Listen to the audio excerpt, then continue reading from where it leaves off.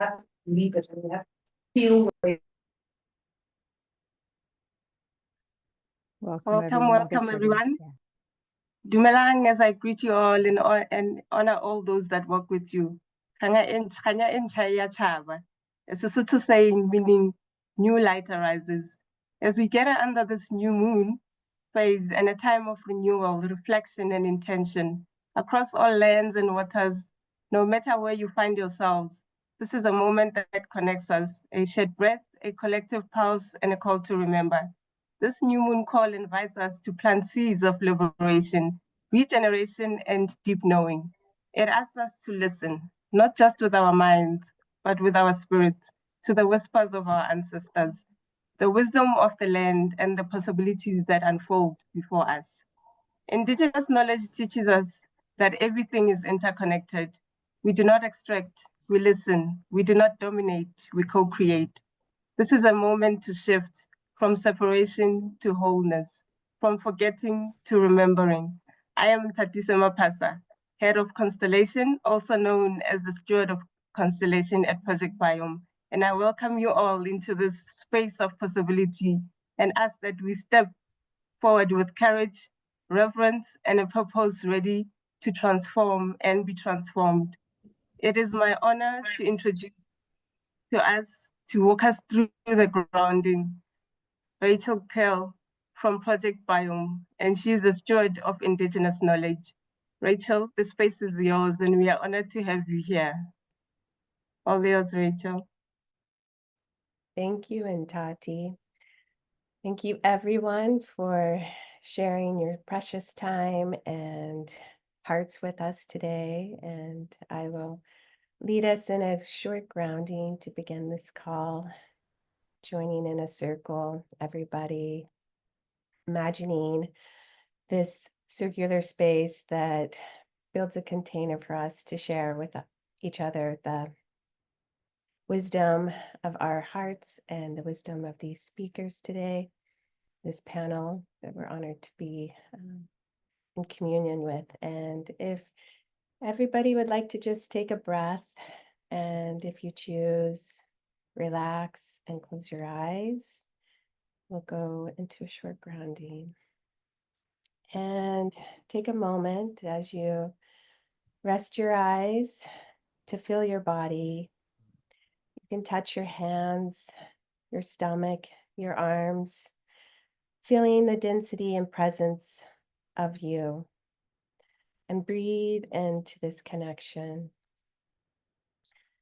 And as you're breathing with your attention at the base of your spine, you can feel the invisible roots move deep down into the dark richness, into this fertile and untouched space, full of life. Breathing again into this connection of your roots deep into the earth. And then move into the center of your belly, where a fire burns, sustaining life, vitality, and inner radiance. Breathe deeply into this fire of your belly. Breathing into this connection. And slowly spreading into the waterways of your being, the water that carries the memory of all that has existed and renews daily, the memory of who you are and why you are here. Breathing again into the waterways of your being, giving gratitude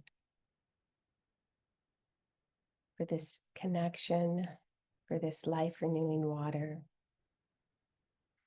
And then find your way up to your nose and your mouth and take in the breath of life.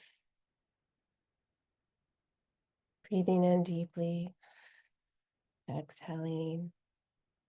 And just as a tree flows in a rhythmic inhale and exhale, you also follow this pattern, this cycle that regulates, restores, and rejuvenates. breathing again into this connection to the breath of life. And feeling the balance of the elements of earth, fire, water, and air united within you, grounding you in harmony with life. We give thanks for these elements. We give thanks for the mystery of their intelligence that guides us, that unites us with this earth. We feel the embodiment of it in this moment.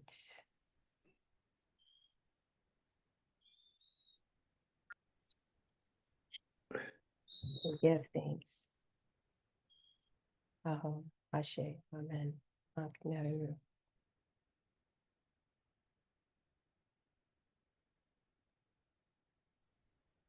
Thank you, Rachel, and thank you, Ntati, and thank you to everyone who's here with us in this moment. I see some old faces and new faces, and it's wonderful to be with you all.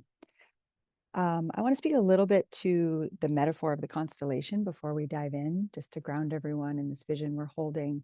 And Tati mentioned that she is the steward of the constellation. It's a core piece of Project Biome, and it's really this vision of, if you picture the earth as, Project Biome being restoring the earth, regenerating, rewilding, and reconnecting humans to nature, the constellation is that net of stars around the earth that is all of us, that are each in our own incredible ways, very uniquely attending to what we believe are more thriving, vibrant futures.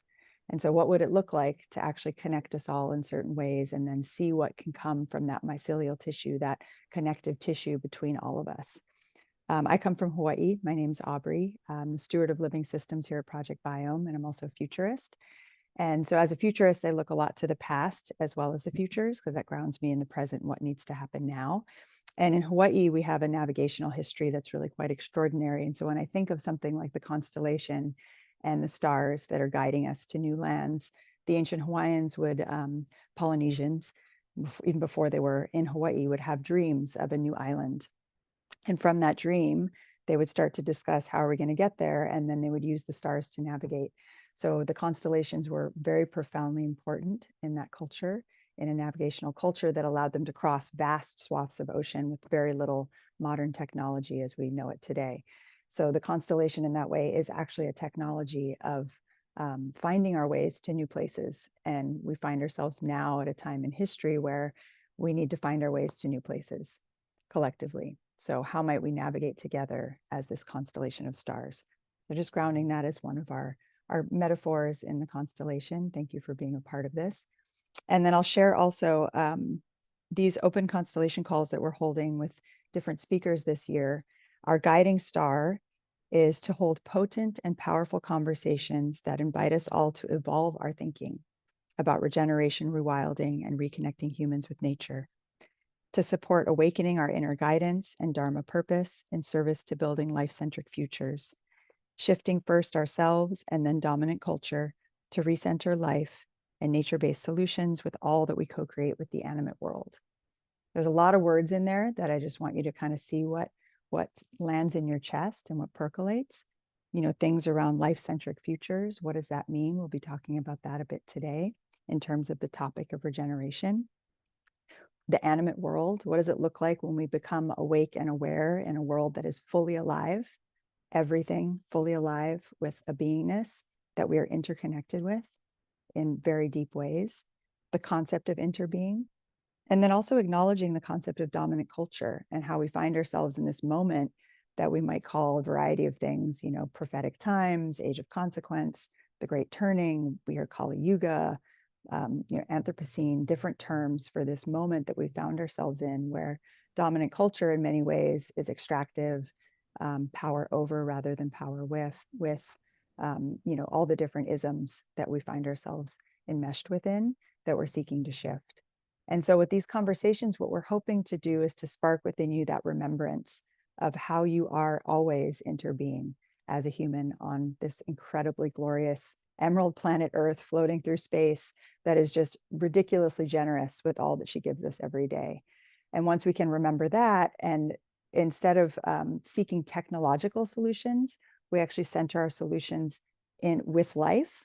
So life becomes a co-creator with us rather than us trying to solve for something. Oh, somebody's not on mute. We can fix that. Whoever's got the mute controls. Thank you.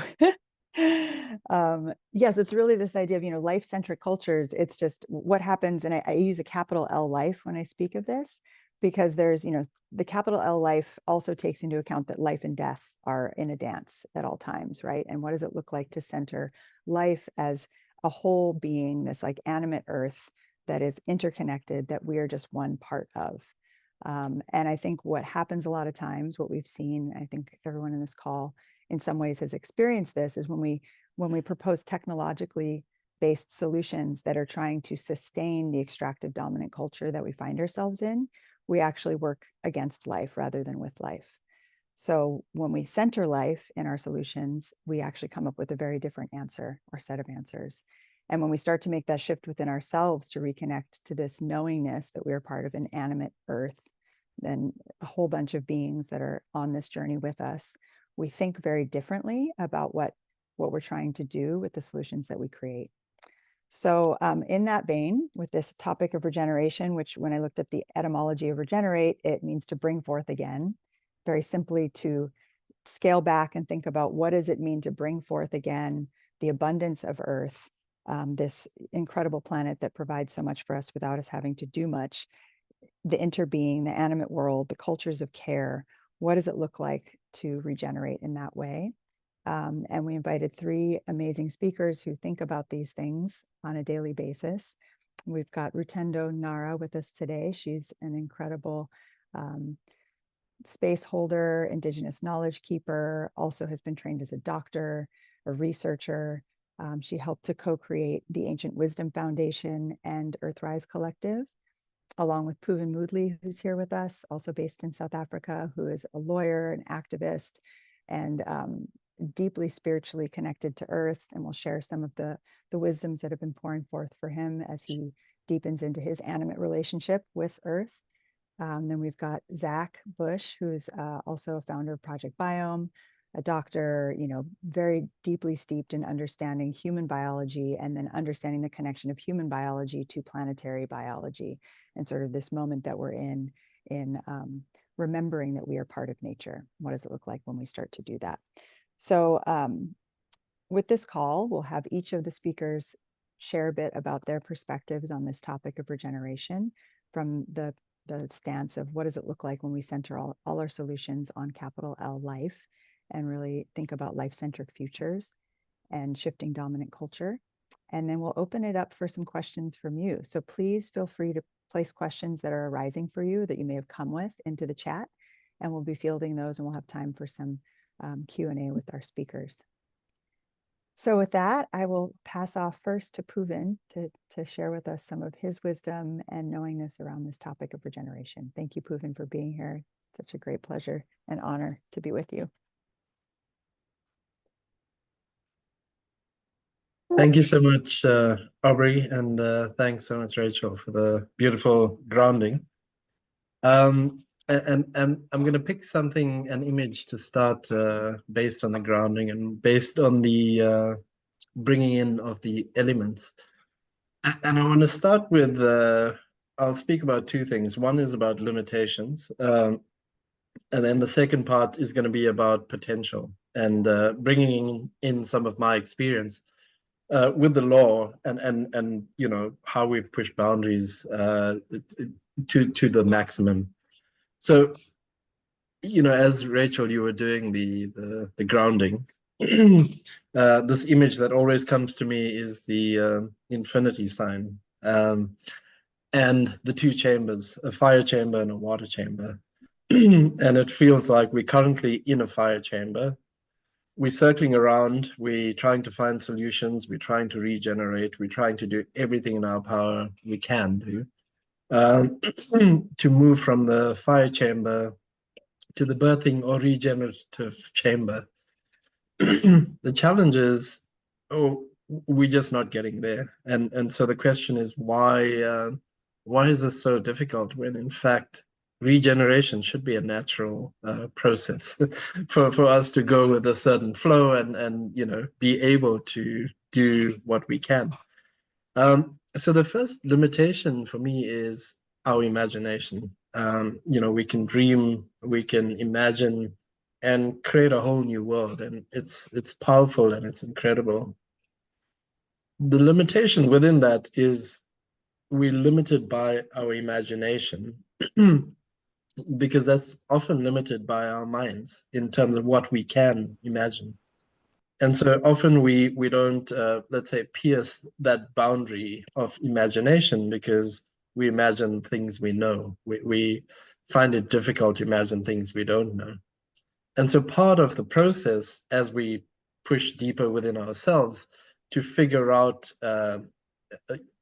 how we do this is about breaking the boundaries of our imagination. And I think that will open up something very powerful, because we then tap into everything that's available to us. So it's this like cosmic consciousness that we have glimpses of or tap a little into. And what we find, like if you take physics, for example, is, the kind of old physics as we know it, the, advancements and then quantum physics. If you take physics in the next 5 years or 10 years, it will be about cosmic consciousness. That's what physics is going to be. It's not going to be the ancient physics that we know, and that requires us to break the boundaries of what we know. The second limitation in regeneration is the patterns that we carry. We carry patterns and we carry traumas, individually and collectively. So if, for example, we want to regenerate something in South Africa, we can't ignore individual trauma of the violence that's happened, throughout history in South Africa. We can't ignore the trauma of the earth in South Africa. And unless we embark on a healing process, you can't regenerate on something that's going to be built on conflict, on violence, etc., etc. So it's really important that we think through and feel through, how do we do regeneration in a way that's going to go deep and truly going to regenerate. The third part for me is around the energetics of everything. I think often, we go with our mind, we come up with ideas, and then we want to do something to regenerate. The question being, how do we go deeper? How do we follow what the energy is, what the flow of nature is, all of the other, kind of dimensions to it? And so, the reality is we still see ourselves as, we don't see ourselves as nature. And there's a big leap, let's say, that we still need to make in that sense. And there's such a long history of, a duality that we know in how we live, where we come from. And so until we get to the point where we truly know who we are, where we come from, and why we are here, then we get the level of life-centeredness, regeneration, rewilding, reconnecting, that truly needs to happen. Because the first part of reconnecting is connecting with yourself. There can't be a connection with something else if we don't truly connect with ourselves as a starting point, and then we connect with each other, and then we connect with other parts of nature and everything else in the cosmos. Then we are truly connected, and we open ourselves to a lot of possibilities. So we've gone on such a long and far journey in terms of we've reached the breaking point of separation. And, we're now separated based on identity, the identity we've created for ourselves, or society has created for us, the extractive and competitive behavior, which is entrenched, and the violence, the hate, and fear that is a strong undercurrent. So in order to do regeneration or to center life again, it's really important that we start with our own regeneration, our own rewilding, and that kind of unification process. And therein, I think, lies the potential. So just briefly on how we've done this, let's say from a legal or using the law, and I'll end off there, is what we've been doing is pushing the boundaries of the law. So, there's a whole body of law around human rights, which many of us have been involved in for a long time. We then push the boundary in terms of the rights of nature to say, rivers have rights, mountains should have rights, the jungle should have rights, and so on. More recently, in the year 2022, and this was a long process, but we collectively pushed for the UN to adopt a new human right, and it's called the right to a clean, healthy, and sustainable environment. This is unheard of in terms of bringing in new human rights, but what it does is bring in ancient wisdom saying you can't separate people from nature. If you poison a river, you're poisoning a person.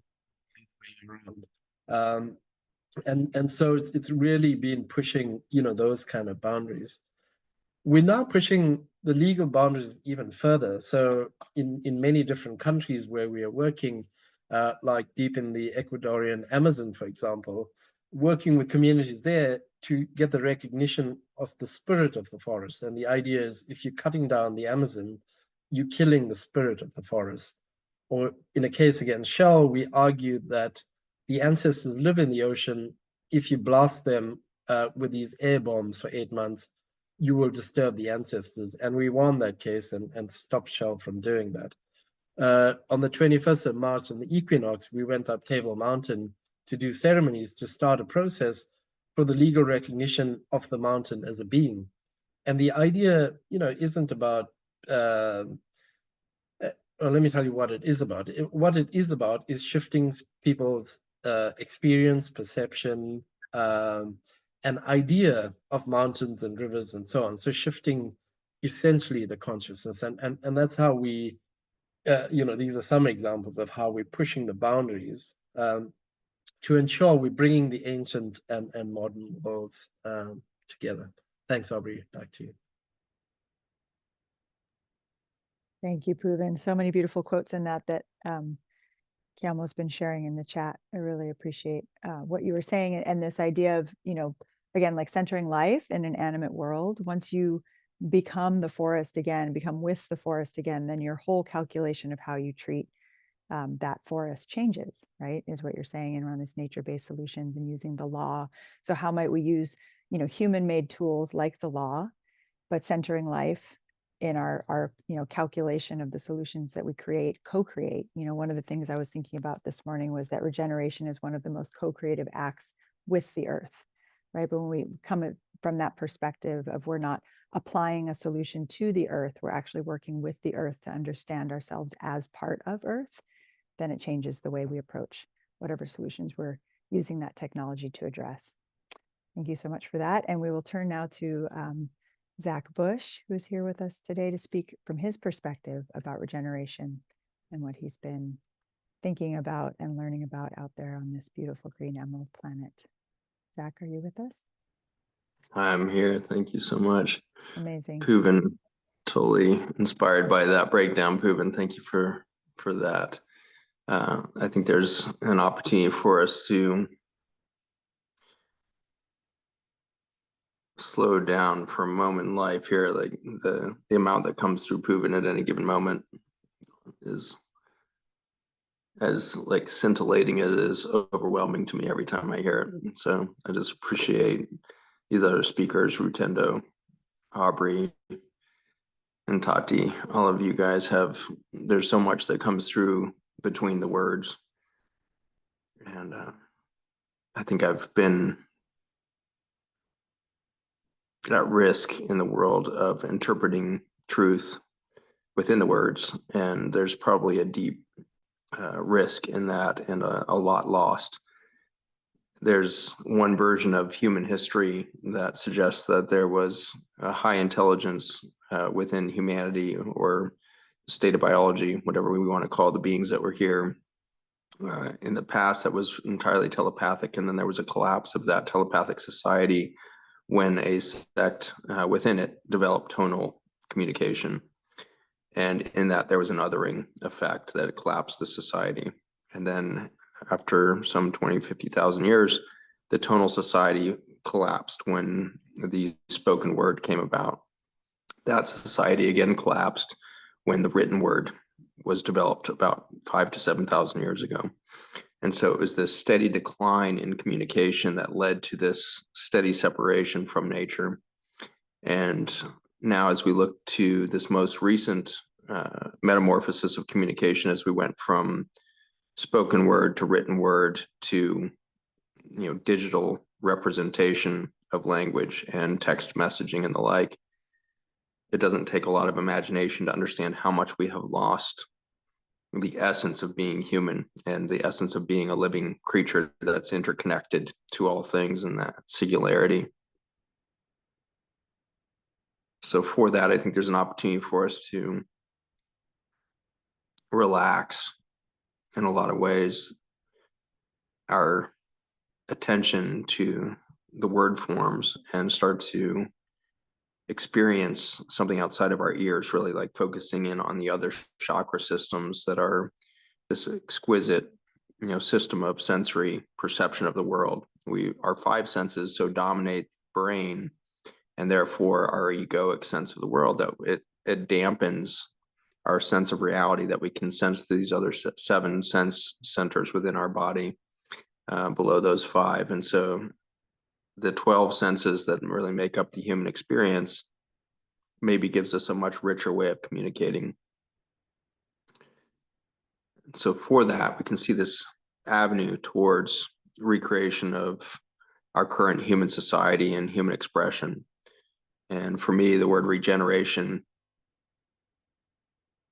engenders, embodies, remembers us into a connection with everything. Regeneration is a statement or a reality of connected systems.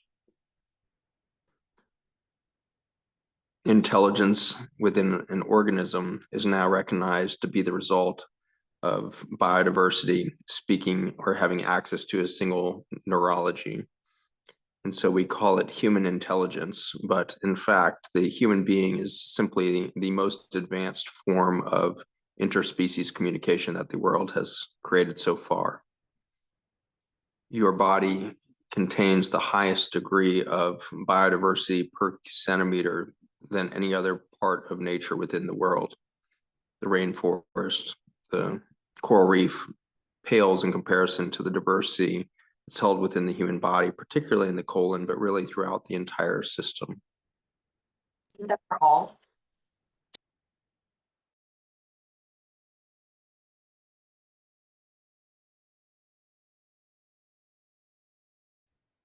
And that through to interact directly with the bacteria and fungi. There's an estimated 40,000 species of bacteria alone that should be interacting with your neural network directly. 40,000 species of bacteria pales in comparison to perhaps 500,000 species of fungi, yeast, protozoa, and the rest. It seems that human intelligence is the result of that complex ecosystem putting data into a single neurologic central processing unit that we might call a human brain.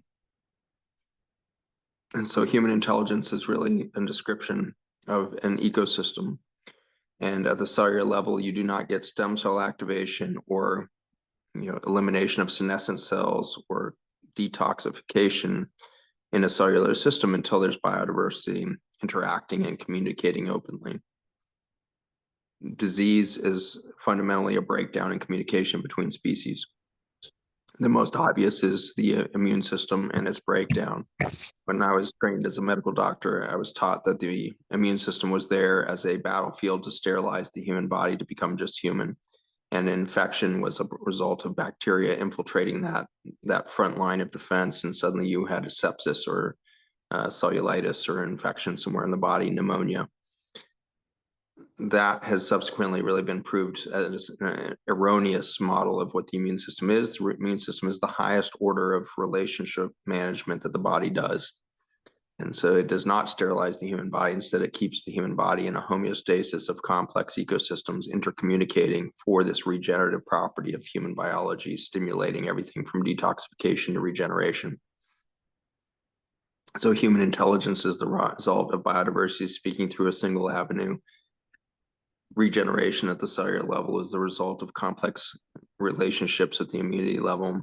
And then finally, down at the genetic level, we find out that the human genome is only about 1.5% genes expressing human constructs or human machinery. 98.5% of the genome is holding other information outside of the human genes, which are very few. There's only 20,000 human genes. And so in a fascinating way, human intelligence, human relationships or immunity, and what would be human genetics is a database, a relationship capacity, and a expression of complex ecosystems. We now know that the vast ecosystem of mitochondria that live inside of humans store many of their genes inside the human DNA. The mitochondria are small bacteria that have a very small circular genome, maybe 35 genes, and that's how we considered them. They were simple creatures, but now we find out that they're storing a significant amount of their genome, not in their own DNA strands, but actually using the human DNA as a data bank for their own genetic information.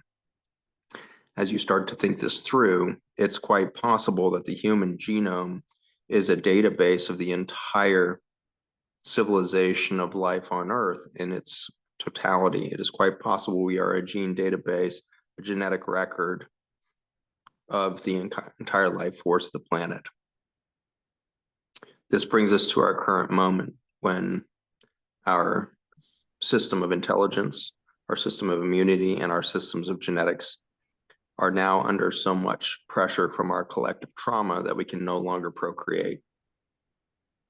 There has been a steady decline in metabolism on the planet and within human biology, both due to the same chemical processes that are undermining the biologic intelligence and energetic systems of the Earth. These chemicals are largely used in our agriculture, but also in our pharmaceuticals, also in our, the chemicals used in our information technology, the chemicals used in our, processing of transportation, etc. As that metabolism of humanity has declined, we've gotten to the point where we've got 1 in 3 males infertile on the planet. We have around 1 in 3, it could be as high as 1 in 2 females now infertile on the planet. Some countries, I'm just here on the Arab Peninsula right now, in Saudi Arabia, 68% infertility rates in women. And so we are reaching this brink of extinction through a failure to be able to procreate.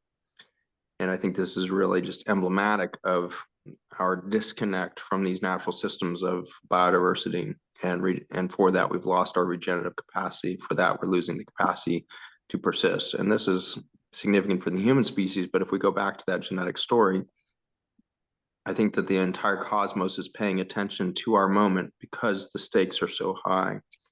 We have record and have capacity to re-express biology complex on this Earth far beyond probably the human expression.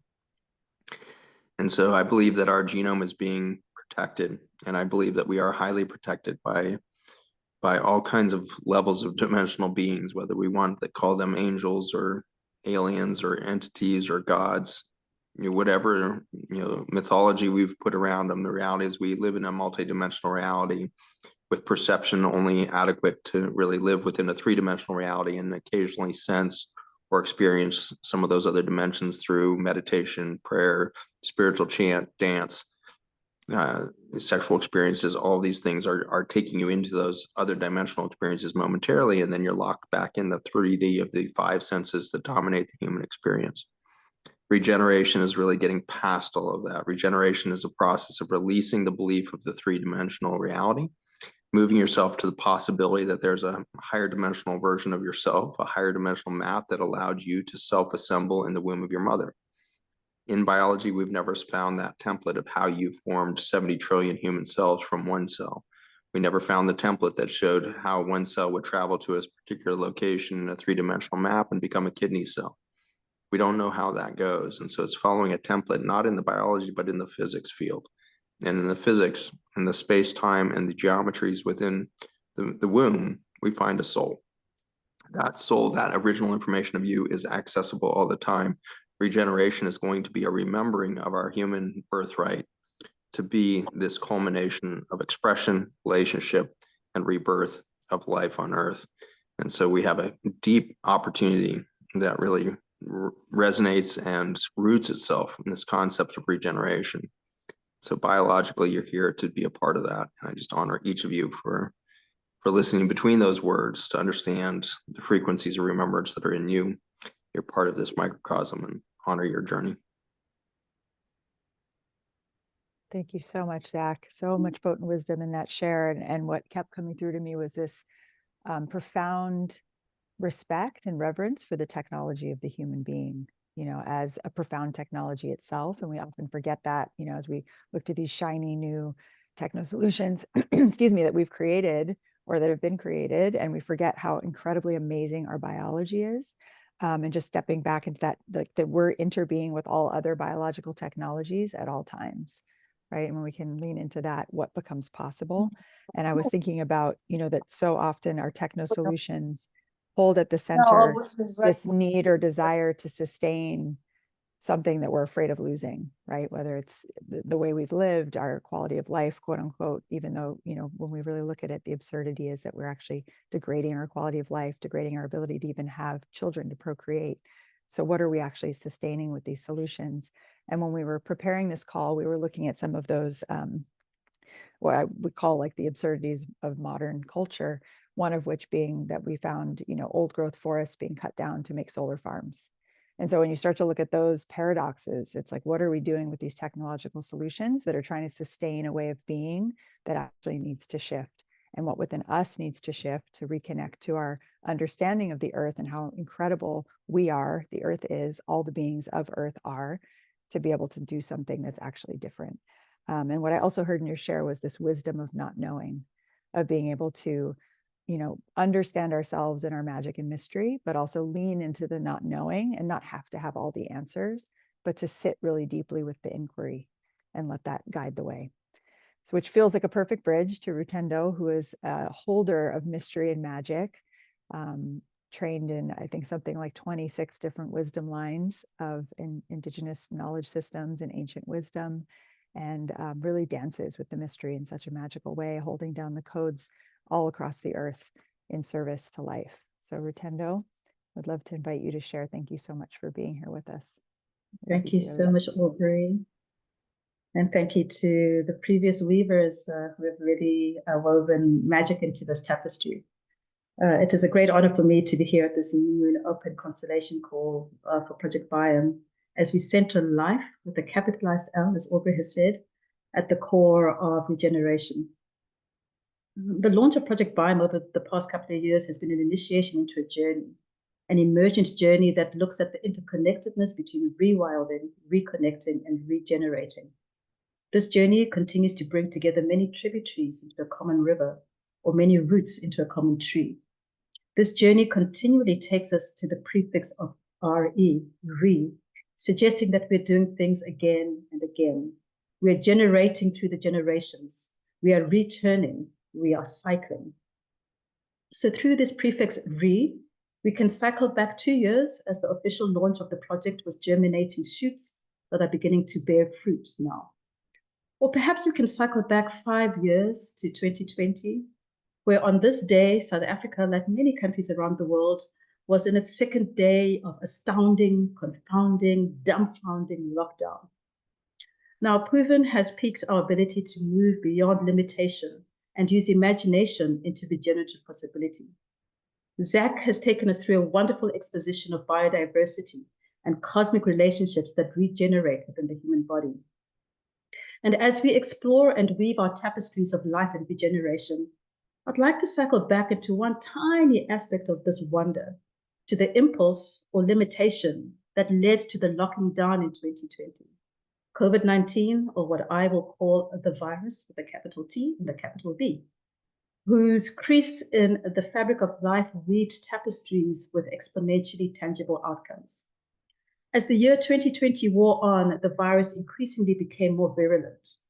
Through this virulence, the virus tightened tapestries of fear within the human psyche. It threaded anxieties into our communal becomings. It embroidered uncertainty within our collective imaginings. The virus had globally bounded us. The virus had locked us in. And while locked down in the seemingly shackled existence, my imagination at the time played with the possibility of alternatives. Was the virus's only character that of an enemy, or could it be a friend? Was it only a fiend or a foe, or could it be an ally? Was it only a destroyer of health, a destroyer of communities, a destroyer of economies, a destroyer of systems, a destroyer of life itself, or could it be a teacher, a generator of life? What alternative ways or pathways was it signaling? And through the months of musings, I sat with a cognitive itch about how the virus teaches us about adaptability, about mutation, and about resilience. And so I invite you to muse with me, to dance with me, as I ask some questions at the time. In January 2021, South Africa became the host of an emergent new variant of the coronavirus, driving a powerful second wave of infections in the country. Spikes have varied between 5,000 to 22,000 new cases per day, bringing positive cases into the millions with thousands of deaths and a mortality rate peaking at 2.7%. But this new South African variant was found to have an unusually large number of mutations, especially in the spike protein, which the virus used to attach to and infect human cells. It came together into a collective of viruses with identical coding. It was more transmissible, and crowded out previous strains. Its mechanism of action was adapted to its survival. So the virus, like many other pathogens, proved that it was a living, sentient being. It proved that it was intelligent. Worldwide, as the mortality rate rose to 3% and more, fewer and fewer people became exempt from knowing someone who had transitioned to the realms of death. Public and private health systems strained under the strains. Worldwide lockdown measures increased in order to curb the spread, while teeter-tottering on the fulcrum of very fragile economies. Land borders were closed, curfews were imposed, rigid measures were taken. The virus, like many other pathogens, proved to be resilient. And as the virulence wore on, spearheaded by this intelligent, resilient being, new fears permeated through society's mind and dreamscapes. New terrors infiltrated head, heart, and gut spaces. Many faced the book of what was happening with WhatsApp as mass migrations occurred through the ways of Telegram, as others instead signaled towards different platforms in the search for privacy and security. There was a sense of autonomy and agency under attack. And while many looked towards synthetic light and a ray of hope in national and international vaccine rollouts and plans, a push was made towards acquiring herd immunity, while others were mired in the darkness of the fear and the agenda behind the agenda of the vaccine politics. Alternative theories abounded as citizens were pulled into one camp or another camp, a polarization of identity and ideology. There was a sense of autonomy, of agency, immunity, and life itself under attack. Perhaps as humanity, we become adept at propagating herd mentality. And polarization of society has in recent time been not so evident than the battles for leadership in about 50% of the countries the world over, as protests and public unrest throughout the globe have mirrored something deeper, have mirrored something wider, ways of being where the lines of division are drawn firmly in the sand. In this current world order, things are either or. A dichotomy where the pawns on the chessboard and the audiences in an unfolding play are forced to choose a side or else face attack. And just like the locking down due to the virus, we are pushed and bounded into spaces with little room for the freedom of heart, little room for the freedom of mind, and little room for the freedom of will. And yet we live in a time of information overload, a time when truth is not subjected to inspection of the cosmic trickster, or even reason for that matter, or to the scales of ma'at, or to the scales of divine law. But truth is determined by the voices that shout loudest through the most porous and accessible mediums. There's as much information in the world as there is disinformation and misinformation. And through this, the virus, like many other pathogens, proved to be belligerent. And while these and other topics are top of mind, still the planet is warming, still the climate is changing, still the water sources are waning, still food preserves are dwindling, still communicable and non-communicable diseases are sustaining, still poverty is reigning, still inequality is dwelling, still the ills imposed by humanity are prevailing. And since then, the cyclones and hurricanes have been churning with ancient goddesses and gods of storms and the tempest. We are at a time of turning, as Aubrey said. The veil is thin and integrity is thinning. So what can we learn from the adaptability and intelligence of the virus and how this intercepts to create resilience? What can we learn from the belligerence of the virus and how this creates conflict? The virus proved to be persistent in its intentions and consistent in its actions. It never failed and it never flailed to carry out its purpose. It was committed in its course of action, not wavering at distraction. It worked within the strength of a collective. It replicated and strengthened its intentions of pathology. It weakened the collective ability of its hosts to renew, to restore, and to regenerate. It diminished physiological, economical, political, sociological, educational immunity. All of this through small, deliberate, focused, and consistent actions. It created a perturbation. It created a fractal of dis-ease and degeneration with mass exponential superscale effects. So some of my musings at this time were around how viruses and other pathogens can ensure their resilience by adapting or changing themselves in the face of external threats to their survival, as opposed to us as humans creating defenses or seeking to change or exterminate another. And so I moved beyond the virus and moved to a bacterium, and TB is one such an example. And although it is known to exist in humans for more than 9,000 years, this has not prevented it from adapting in order to maintain its relevance in the human imagination.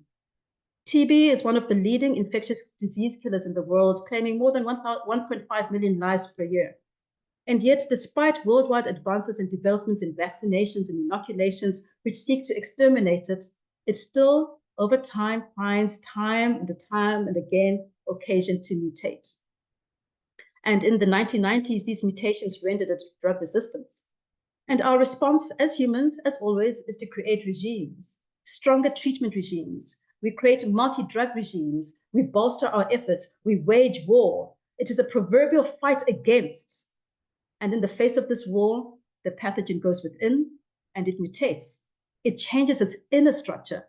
It removes its cell wall. It becomes more vulnerable. And yet in its vulnerability, it becomes more evasive. It becomes multi-drug resistant TB. And therefore we see that the more we resist, the more it persists. This push to change itself in the face of threat is similar to the approach taken by the adaptability of COVID-19. The soft inner approach paradoxically lends pathogens towards being more resistant to outer stimuli. And in the case of COVID-19, its adaptability and thus mutation rendered it more transmissible.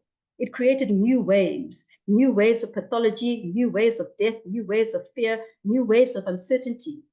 Its reflex is to create alternative paths by recreating itself into new variants. It becomes more resilient. So what ancient wisdoms does this remind us of? And my first stop will be in the East with the ancient wisdom of war. I'm reminded of some of the core principles of Tuisho, or known as push hands in Tai Chi. The ability to overcome an opponent lies in one's rootedness, in one's centeredness, together with one's softness and one's flexibility, one's adaptability. The impulse to use force has the propensity to push one off center and thus lose their rooting, whereas tactfully yielding and softening can have the same effect on the other. One learns to work with the energy of the opponent as opposed to against it. One learns to yield in the face of opposition, not in surrender. Adaptability becomes resilience. My next stop in ancient wisdom is within the ancient wisdom of building or construction. And for this, I'm reminded of the builders of the ancient kingdom of Great Zimbabwe, Zimbabwe, the great houses of stone along the Nile Meridian, or Zeb Tepi, which legend says was the headquarters of the great Queen of Sheba. This mighty stone structure, one of the man-made wonders of the world, is built entirely out of dry stone masonry. Each rock is placed deliberately on the other with no mortar, no cement, no binding. This lack of rigid construction renders it more flexible. It breathes, it is flexible rather than rigid. So these two wisdoms remind me of the virus. And in what ways was the virus an impulse towards pushing us into considering new or reimagined ways of being? And so as we center life and regeneration, we realize we cannot ignore the micro and macro forces around and impacting upon us. We cannot ignore the micro and macro forces within and emanating from us. We are asked what collective purposes we are asked to remember. What new questions are we asked to ask? What solutions are we being invited to explore? What are our individual and collective gifts and skills that we can bring into the light? What are we being challenged to adapt? What spaces are we being called to create or recreate? What fractals are we being asked to form? What is an emergence about alternative ways of being? What are the mutations that are required? How does life, like the virus, bolster our collective intelligence? How does life, capital L, like the virus, holster our collective belligerence? And how does this yield a regenerative impulse that is rooted in resilience?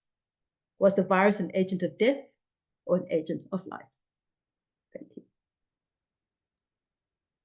I want to clap. Amazing, Rutendo. Thank you so much. That was such a beautiful transmission, as always. Just the channel you hold for Earth and all of us is so potent. Mahalo for that. Really beautiful. Okay, so we have time for some questions, and folks have been posting their questions in the chat. Some were directed at particular speakers, but I'm going to open them up to all. And the first, there were two actually directed towards Pooven, but I think they relate to all the speakers and what you've shared, and the weaving between, which was just so incredibly beautiful. The first two questions I'll kind of combine together. One was about, this acknowledgement, Pooven, of you had of patterns and trauma, and sort of like, what does it mean to start to alchemize and digest those in a way that we can show up differently and actually reconnect to Earth. And this, Michael was asking about family constellations and the role of kind of regenerating family constellations and healing in that way to regenerate our connections with each other. And how can you imagine humans addressing that core element of like our relationality? And then Matt had also asked, what do you think is the missing ingredient to enhance collaborations between people and organizations? And on some level, I feel like that human element is a big part of that. So I'd be curious to know what you think about those questions, and if Rutendo and Zach have some comments as well. Thanks, Aubrey, and thanks, everyone. And maybe I'll start with Gia's beautiful expression in the chat about deeply exhaling the old paradigm and then inhaling and remembering who I am. I think that's really beautiful and powerful. At a ceremony in a jungle in Brazil, at the end of the ceremony, the words from the cosmos that came was, at the very least, at least we should remember who we are. If we don't remember anything else, let's just remember who we are, because once you unlock that, it gives you a lot of the keys to why we are here and what we need to do in this, let's say, great transformation that's taking place on the planet.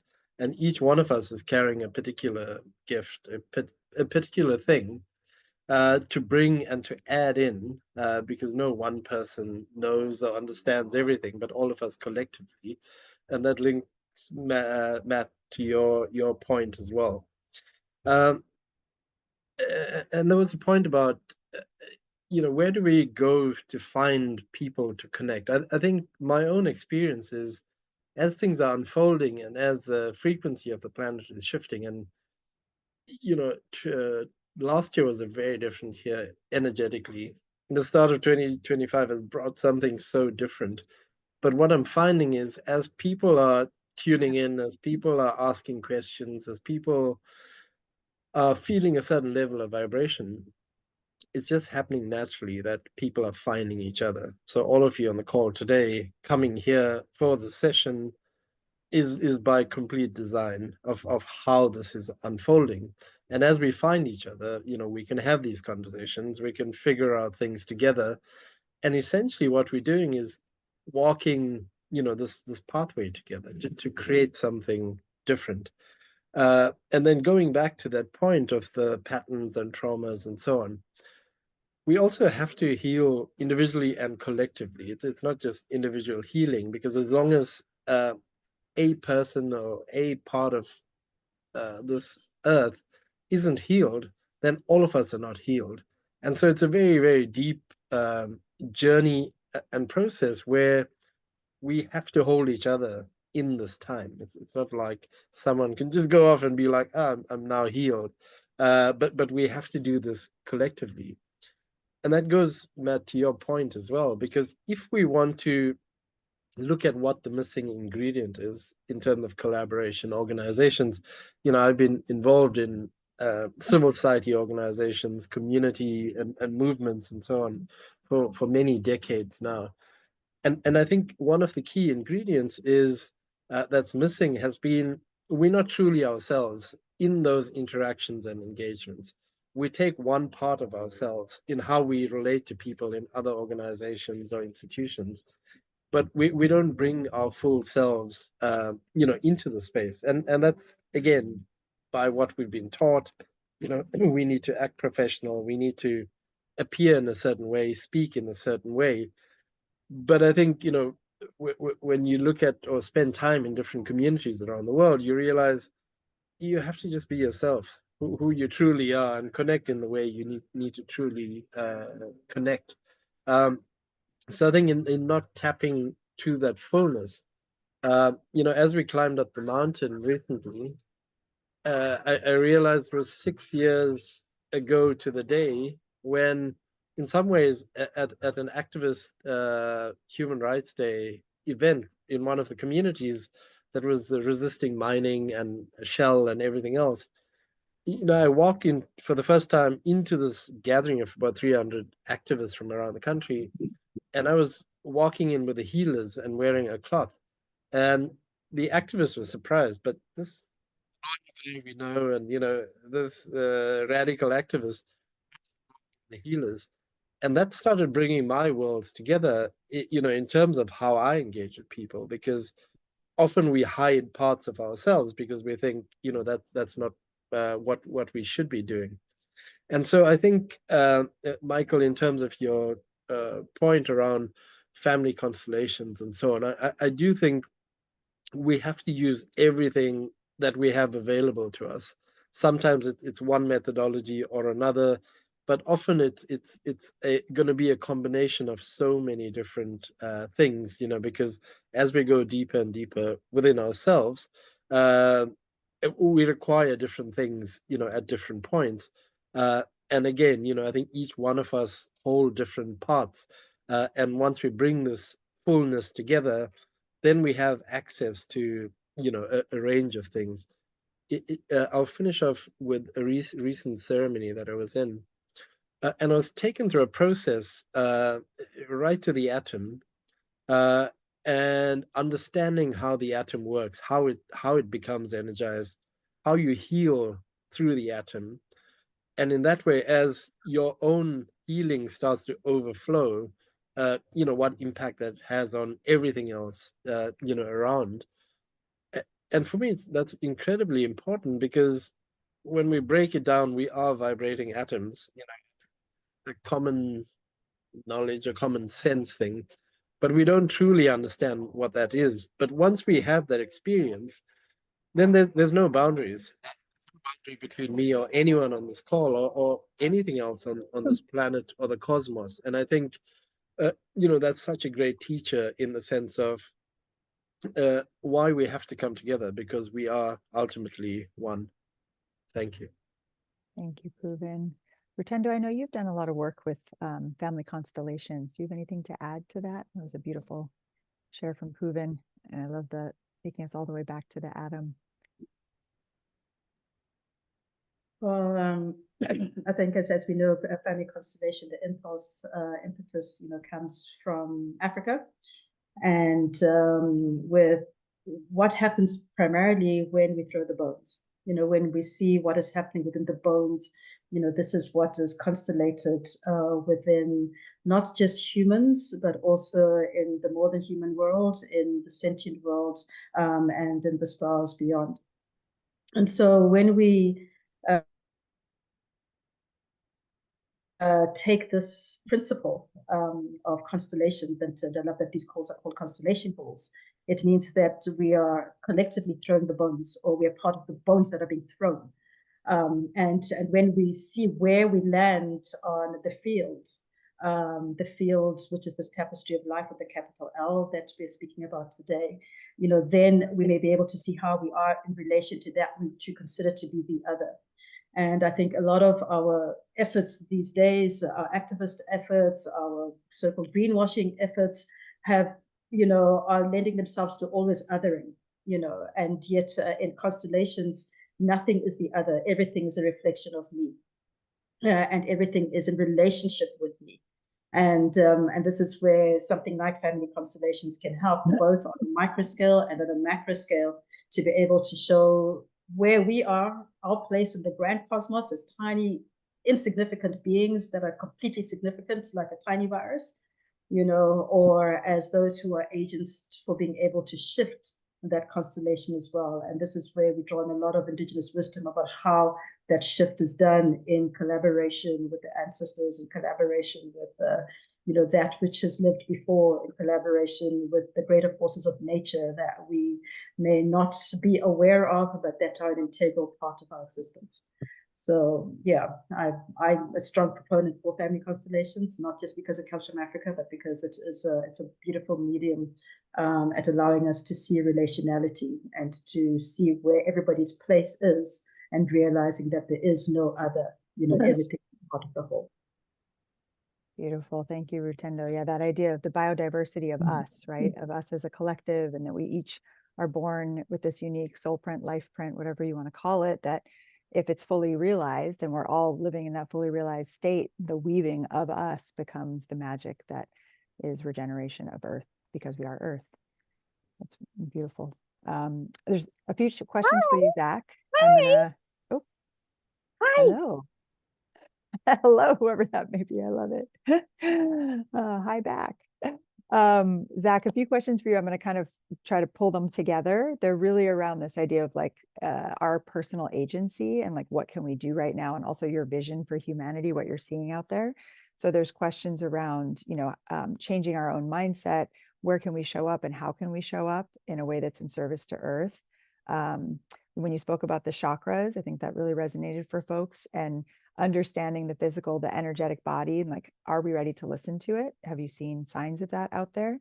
Where do you feel we're headed as a humanity, and what do you think our future looks like? If you have any sort of thoughts to share, it's a big question, but I know that you think about that on a daily basis. And again, what can we do in our daily lives? What is sort of something that can give us a sense of agency and hope in our own beings? I know all the speakers have spoken about the awakening within that precedes the awakening without, as above, so below, as below, so above, this sort of deep principle of the fractal nature of us as human technologies. And then there's one more question about, I think that was actually it. That's the main ones. We'll start there. There's a lot in that. Beautiful. Yeah, I think that there's so many answers to the question of what do we do now, or what are we supposed to do to shift this moment or be a part of this revolution. But the thing that keeps resonating deeply within me and many of the groups that I've been blessed to be working with recently in these immersive experiences is this process of reversing the polarity of the human experience. For thousands of years, we've used all sorts of indigenous techniques, from chant, song, dance at the fireside to complex technologies of plant medicine that have been used for thousands of years to reconnect us to a sense of a non-egoic existence connected to everything. So we created religions, we've created all kinds of things that are about trying to keep humans probably from destroying ourselves in through this effort and technology or activity out there. But what we see the opportunity to do right now, I think, is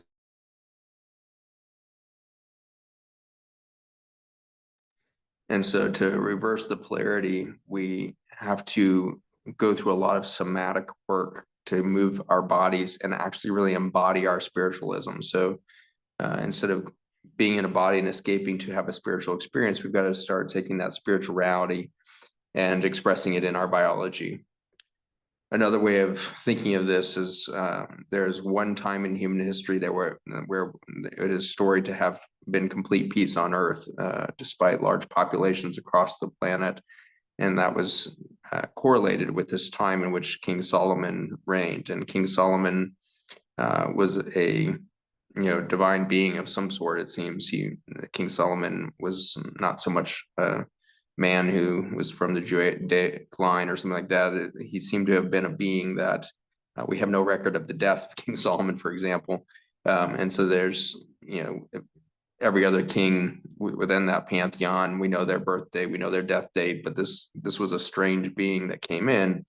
And it is said that that was the moment that, or the mechanism by which King Solomon functioned, was to reverse the polarity of the planet. And what he did that was different from what we think of as these other moments of enlightened, beings coming onto the planet, whether you think of, something as far back as Sappho, the female poet, or Isis, or Sophia, or Magdalene, or Christ, or Buddha, or Muhammad, or you go through your list. And those have all been thought to be these moments where heaven came to earth, in the sense that there was a high vibrational, high frequency expression of a being that then came and manifested itself or connected to some human on this planet, such that we had this enlightened moment, and we would speak about them and we would hearken those energies out over time. So those are heaven to earth moments. Where we are right now is this opportunity to take earth to heaven, which is what King Solomon did. And at that moment we had peace on earth. And so for me, that means taking our biology into these higher frequencies. And so we have to do somatic work. We have to do movement techniques to really get ourselves back in these bodies. The movement can be as simple as breath work. The movement can be as simple as literally flexing your toes right now as you sit where you are. Flex your toes up and down, say, those are my toes. That's my body. That's my foot. That is connected to earth. I can walk on the earth with these feet. Thank you, feet, for walking me on the earth. You got to start paying attention to these bodies in ways. We've spent so much time in our perceptual, head game of seeing the world that we've forgotten what we really are, which are these, biologic manifestations of divine systems of multidimensional existence that now want to experience a finite journey that has a beginning and an end, has a birth and a death, so that it can be part of this regenerative cycle of life. And so somatic transformation of your body through this really embodiment of your spiritual realities. And so I think that this whole movement of plant medicine is going to give way to this new movement of human medicine. We are the highest technology on earth. That's what Aubrey was recognizing, talking about earlier. If we really step into the fact that we are, a complex system of 70 trillion quantum computers that are working together to create a hyper intelligence in the protoplasm of a human body, then we can start to appreciate this is the divine incarnate. This is the heavens here. We need to now step past our egoic constructs of fear, guilt, and shame that I think Rutendo was really pointing out was currently biology is being weaponized because of fear, guilt, and shame. And if we break through those egoic constructs that keep us isolated in our biology and our psychology and our human behavior, and we break through there and take heaven, take these bodies to heaven, or take earth to heaven, in the sense that we're taking our bodies to these high frequency experiences, then we do what we're supposed to do in this moment. So you got to get fully embodied, which means getting out of your head game. And in my recent experience, which is still throwing me off because this is so fresh in my world, but over the last 6 weeks, I've fallen out of my heart space. I've been here for 15 years. And I was so elated to be creating from this space because I was no longer in my head space where I was for all my years of medicine. And I created from this space. And now in hindsight, I created total chaos in my world through creating from my heart. Relationships, businesses, nonprofits, all of that was created in this heart space. And for that, I doomed those systems to, a decay and basically a corruption of the human spirit, because it was not centered at the core identity, at authenticity. We have such eagerness to be loved and work for loving companies or projects, and we have such a desire to be coming from our heart space because we so appreciate, as human biology, the frequency of love. We need to actually be our spiritual identities that preceded that human heart, that preceded the experience of biological I'm in lovedness. You got to go into your core. You got to become authentic embodiment of your core identity. And when you do that, your capacity to access the heart and work the mind in a completely new creative way is going to be profound. And you will create a new reality. You will create a new society. You need to embody into that core space. And I'm working so hard with you to do that because it fights against everything we've been told. We've been so valued for our output of our minds. We've been so valued for the emotional output of our hearts. We have been distracted consistently by the metrics of our world to not be in our core authentic self. And so get down into your core, get out of the heart, get out of the mind, get into your core expression. It is a powerful place to act from. When you act from that space, you find that you are hardly moving. There's a deep, intense stillness that sets in. When you move from that stillness, it becomes the martial art that Rutendo was speaking us into. Suddenly, everything is easy. Everybody who's against you, their energies are coming at you and they come to serve you instead of be against you, because you understand how to hold still and move with that energy. Nothing is against you because you live in a cosmos that's in complete ascension all the time. Everything's ascending. And so the perception that something is against you is a misperception. Everything is there to add energy towards your ascending journey. And you will know that journey very clearly when you drop into that core space. And when we start creating from there, we will no longer access the heart for connection, but we will access the heart as a witness to the beauty in the other. We won't be trying to connect to them so we can be loved or have love from them or feel like we're part of a loving family or a tribe. Our relief will be realizing that we are wholly complete before the experience of love. And for that completion, we no longer seek codependence in our workplace or in our relationships or in our outward expression. It is a journey. I'm on it, you're on it. We're all on this journey of letting go of these constructs of codependence, and we will start creating from the authentic space, and we will take Earth to heaven when we get these biologies into high frequency. Amazing, Zach. Thank you so much. I really resonate with that full embodiment sort of call to become fully as us. And it weaves back in with what was shared by Pooven and Rutendo around the biodiversity of us and how we show up in our authenticity. And this, move to finding the personal practices or whatever it is that might help you, if it's as simple as wiggling your toes or breath work, or whatever it might look like, to become fully in your body and move from, when I was growing up, this idea that we have to save the world, to actually, no, we just have to be ourselves. We have to fully be ourselves as we came in. And if each one of us is doing that, then again, this constellation, this like carpet of lights, Indra's net of lights around the world will actually light up a whole new future.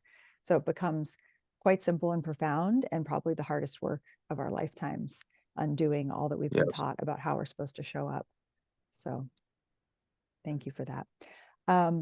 I think we have time for one more question, and I'm going to pose this one that was shared for all. It feels really provocative and different, and it's around artificial intelligence, AI.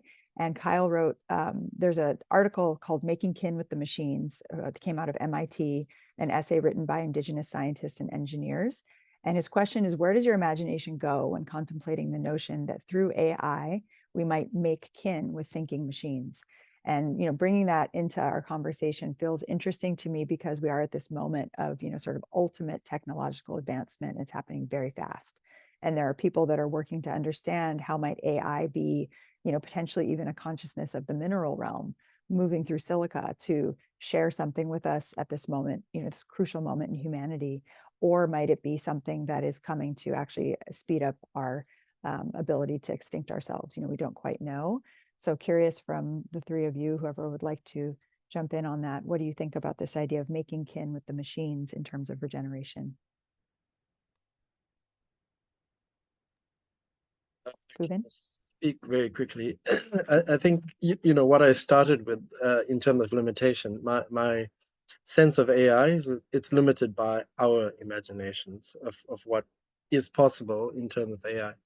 I think the limitation in many ways is going to be, it's kind of like the experiments at CERN, for example, around the atom, is we haven't experienced what we're looking for, let's say, and we're doing it, with machines to find something that we potentially, we may find pieces of, but not necessarily the whole story or the whole experience.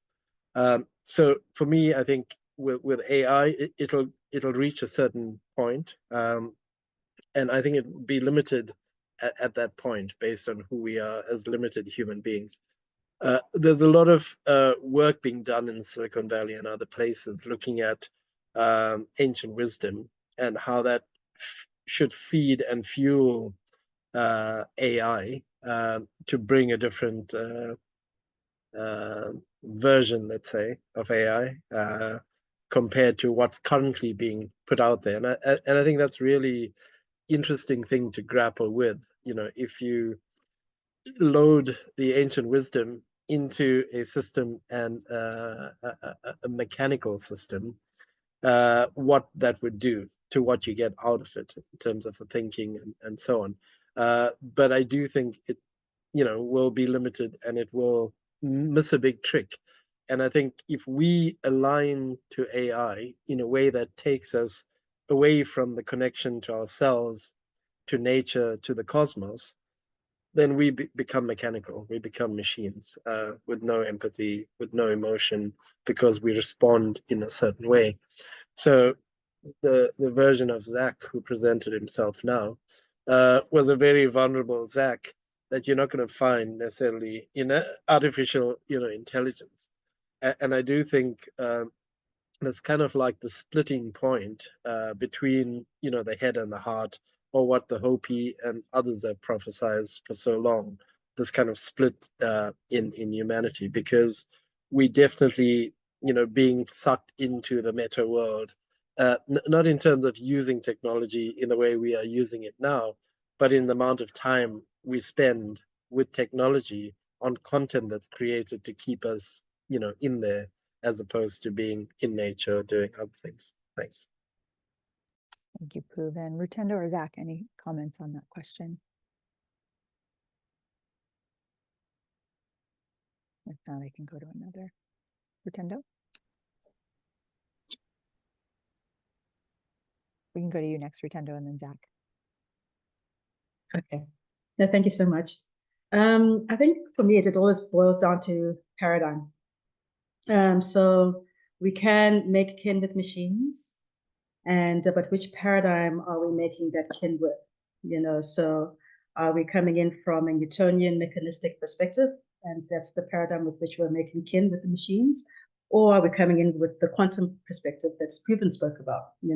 Or are we coming in with something even more subtle than the quantum perspective? That many of the indigenous wisdoms, when we go to the original instructions, will point towards that. So what is the paradigm with which we're making kin? It's important. Now, I after 2 engineering degrees, I was so disillusioned with technology that I actually distanced myself and alienated myself from technology. I wanted to be so much in nature that I was forced to have a cell phone. I was forced to have something that looked like modern technology. And I realized that I had fallen into the pattern of othering. I had othered technology so much that I was not being an agent of its potential restoration or its potential regeneration. And through time, I have also learned to start making kin, but understanding what my stronghold is, or what my anchoring is as I'm making kin. Because if I make kin without an anchor and without a root, I will be taken up by that artificial intelligence. In this case, is what we're talking about. but also understanding that this is born of us, so a mother gives birth to a child who becomes a tyrant. That tyrant is still born of her, and what happens when she views them with love, and is she able to touch his heart in a way that might regenerate another way of being? So yeah, how do we other? And this othering perspective is, I feel, quite dangerous in our ways of seeing the world, and what paradigm do we approach things? Thank you, Rutendo. Yeah, it's again back to our core question: what happens when we center life in all of our solutions? And if we approach artificial intelligence, if that's even the right name, from that perspective of extraction, domination, and sort of that dominant culture, or is it from this, centered on life, and how might these technologies aid us in becoming more regenerative and more centered in that way? Zach, what are your thoughts on this question? Love to hear. I agree with your last statement there that it's probably a misnomer to call it artificial. I think it's simply computer intelligence. And for that, it's an intelligent system. And so nothing artificial about it. The output of that intelligence, I would hearken back to the gut story, the human gut. When it diminishes its inputs, when there's a decrease in biodiversity on the human gut lining, we develop depression. And so a single course of antibiotics increases your risk of depression by about 17% in the next 12 months. 2 courses of antibiotics, 44% increase in major depression. So massive pressure on the brain when you lose diverse inputs. And so AI, as we think of it right now, is expressing it. I would call it a depressive, output, largely because of the fact that it doesn't have biodiversity in its inputs. And one of my colleagues has taken the open source code, created his own AI, system by uploading tens of thousands of indigenous texts from the last 1,000 years. And he put that on stage up against ChatGPT recently in a tech conference. And the question to the AI systems was, should we humans go to Mars? And it was asked to ChatGPT first, and it came out with a beautiful long statement about the risks, benefits, and opportunities that lay there, and why we might need to, and escape the planet in case we have nuclear war here. There's lots of reasons. When the question was then asked to the AI system that had the diverse inputs of indigenous wisdom from around the world, it responded very simply, "Have you asked Mars yet?" And I think that gives us a sense of clear message that it's not the technology that threatens us. It is trusting the output from very few inputs. That's where we will run into problem. And so biodiversity leads to human intelligence. When diversity decreases in any intelligent system, the creative output is harmful ultimately. That's so beautiful. Have you asked Mars yet? I love that. That's says so much in just that one line. So as we come to the end of our call, it's so hard. There's so much more we could speak about, but we're coming close to the end of our time. I'd like to invite each of you to just share a sentence or two, or 30 seconds of a closing based on what you've heard and are feeling and want to offer to everyone here today. We're starting with you, Pooven, and then we'll close out. Yeah, thanks so much. 2 points I'll make. Vivian asked a question about decolonization, and we deal with this, and we've been fighting this every day of our lives in many ways. But recently, as we continue to fight this, I came to a realization that ultimately I'm the only one that can decolonize myself, that can free myself and liberate myself. And for me, that was really powerful. That doesn't take away from the activism and everything I'll continue to do to challenge racism, to challenge the existing colonization and so on. But it was a big process for me in that sense. And the last thing I'll say is, we're definitely in a cosmic dance at the moment when we look at the level of destruction, but also the level of creation, that's emerging. Personally, I've been, moved from running a law firm, a nonprofit law firm, working with Indigenous and other communities around the world to stop the destruction. But I was pushed to get to the point where I'm still backing up and supporting those communities. But I was asked to play a different type of role, and part of that role has been working with the energy grid and energy points around the planet. This being the time to gather key people, from across the world. So, we founded the Earthrise Collective to bring this ancient wisdom to fuel the activism and alternatives, that are happening. And so I would encourage everyone, to be really open to go beyond what they're currently doing and just listen deeply to what you're being called to contribute. Thank you. Thank you, Pooven. Zach, closing thoughts? 30 seconds or less.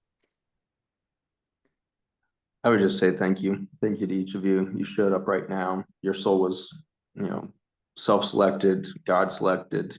You're supposed to be here as part of this transition period of human time, and I trust you and your authentic self. And so I congratulate all of you on journeying out of your minds through the heart and into your core for your authentic expression for now. I can't imagine what you came here to create. It's more beautiful than we can imagine. So thank you for being part of the experiment of humankind now. Thank you, Zach. And over to you, Rutendo.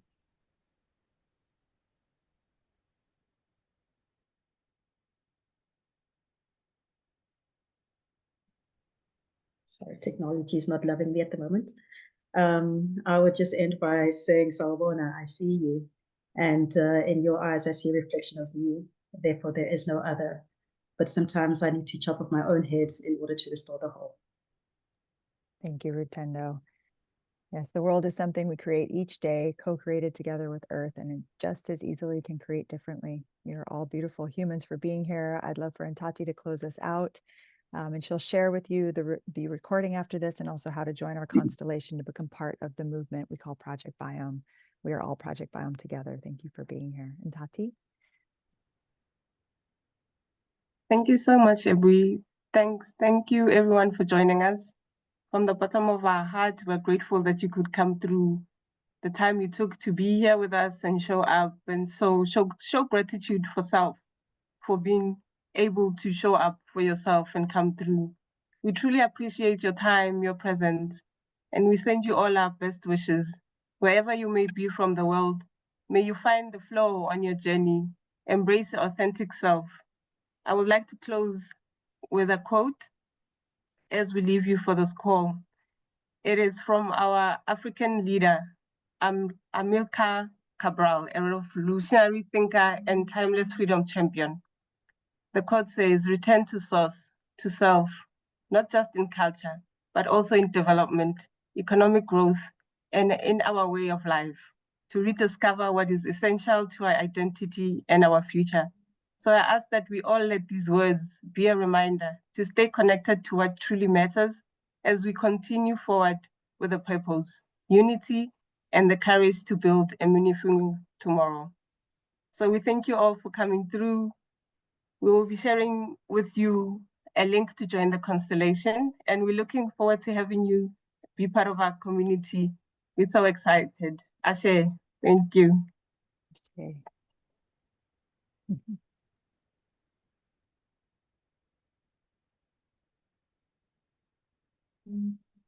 Thank you. Thank you. Be well.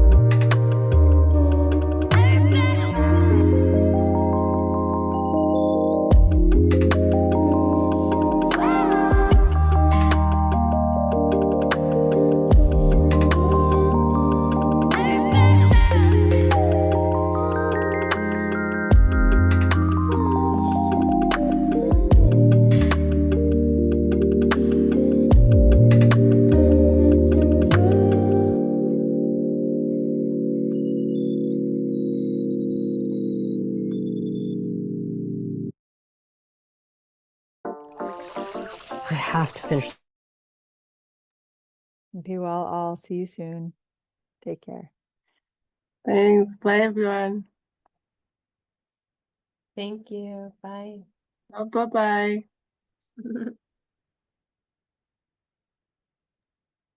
Thank you. Bye. Bye. See you again soon.